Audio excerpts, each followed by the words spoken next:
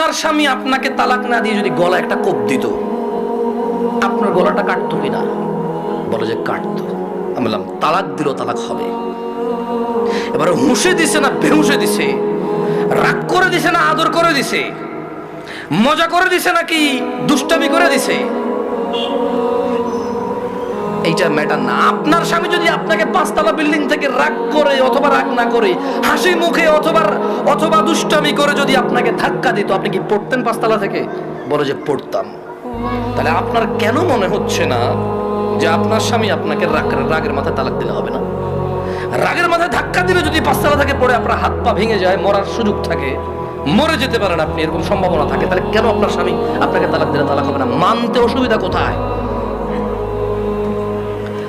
যে আল্লাহ আপনার এই স্বামীকে কবুল বলার পরে ওর সাথে থাকা বৈধ করেছে, সে আল্লাহই তো 3 তালাক পরিপূর্ণ হয়ে গেলে থাকাটা অবৈধ করেছে।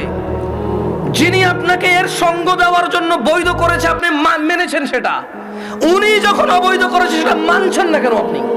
প্রবলেম কোথায় আপনার? আপনার বাচ্চা, যদি আপনার হাজবেন্ড কালকে অ্যাক্সিডেন্ট হয়ে মারা যায়, মৃত্যুর পর আপনার হাজবেন্ডকে নিয়ে আসতে পারবেন জীবিত করে? না। যদি আপনি মারা যান কালকে, আপনার এই বাচ্চা কি মাহারা হবে না? হবে। ওকে, আপনার দুইজনই উভয় মারা গেলেন, কোনো অ্যাক্সিডেন্টে বাচ্চাকে রেখে গেলেন, বউ জামাই গেলেন কোথাও ঘুরতে বা ডাক্তার দেখাইতে, অ্যাক্সিডেন্টে দুজন মারা গেলেন, আপনার এই বাচ্চা থাকবে কি না? বলে থাকবে। তো তখন আপনাকে কি ফিরাইতে পারবে কেউ মৃত্যু থেকে? না। তা আপনি কেন আল্লাহর বিধান মানতে এত সুবিধা হচ্ছে যদি পরিপূর্ণ তালাক হয় আপনার? আমি বললাম সে কি প্রশ্ন করেছে? বলে যে ও আমাকে বিয়ের পরে, মেয়ের বয়স মাত্র 18 বছর, বললা ভাই আমি কথা বলতাম না, আমাকে ভয়েসে বলেছে যে ভাই আমার বয়স মাত্র 18, আমার একটা বাচ্চা আছে, আমার স্বামী খুব বদমেজাজি, আমাকে তালাক দিয়েছে, এখন ও অনুতপ্ত থাকতে চাই। কত বছর বয়স মেয়ের? শুধু 18, একটা বাচ্চার মা। যে বাচ্চা, ওই বাচ্চার বয়স আমাকে বলেছে যে 3 মাস বা 3 বছর আমার সঠিক মনে নাই, এরকম কিছু বলেছে। আমি বললাম আপনি কি মানে নিজে নিজে পছন্দ করে বিয়ে করেছেন নাকি বাবা মা পছন্দ করে বিয়ে দিয়েছে? বললো যে বাবা মা পছন্দ করে বিয়ে দিয়েছে। আমি বললাম বিয়ের আগে স্বামীকে চিনতেন না? বলে যে না।